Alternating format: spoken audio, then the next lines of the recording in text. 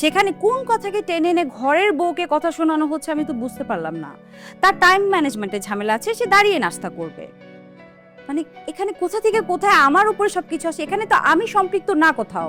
Absurd কথাবার্তা সব এই বাসায়, ভালো লাগে না। আমার ছেলে কোনো ভুল কথা বলেনি। মা বাদ দাও না প্লিজ, শি ইজ রাইট। আমার এভাবে কথা বলা ঠিক হয়নি।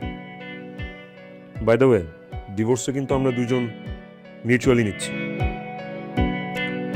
নিজের মত মতো বিয়ে করেছিস, এখন ডিভোর্সটাও করছিস নিজের সিদ্ধান্তে। আমি কে? কিন্তু আমার বাড়িতে থাকতে হলে আমার কথা মতো চলতে হবে। মল্লিক বাড়িতে কোনো রকম অশান্তি করা চলবে না।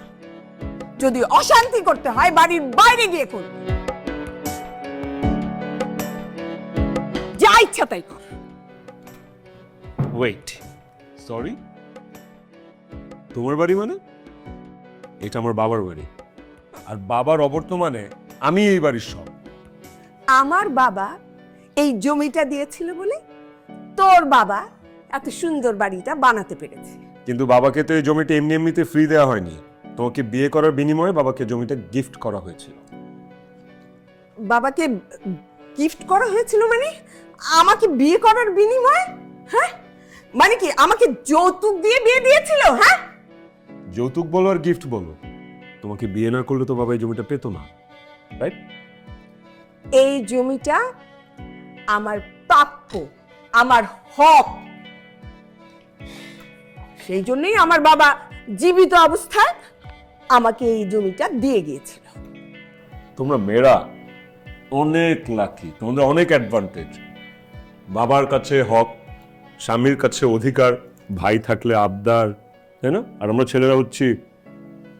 এনিওয়েজ, আমার তো দেরি হয়ে যাচ্ছে মা, আমি আসি তাহলে। হ্যাঁ, বাই। পরে কথা হবে। Bye bye bye bye.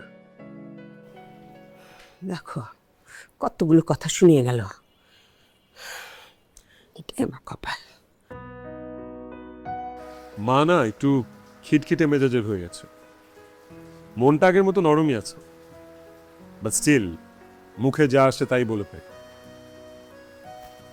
ফাইজ আবার এই বিষয়টা নিতে পারে না। ডিভোর্সের সিদ্ধান্ত কি তুই নিয়েছিলি? আমি কেমন ম্যান? বিয়ের পর পুরুষ মানুষের জীবনে কোনো স্বাধীনতা থাকে না।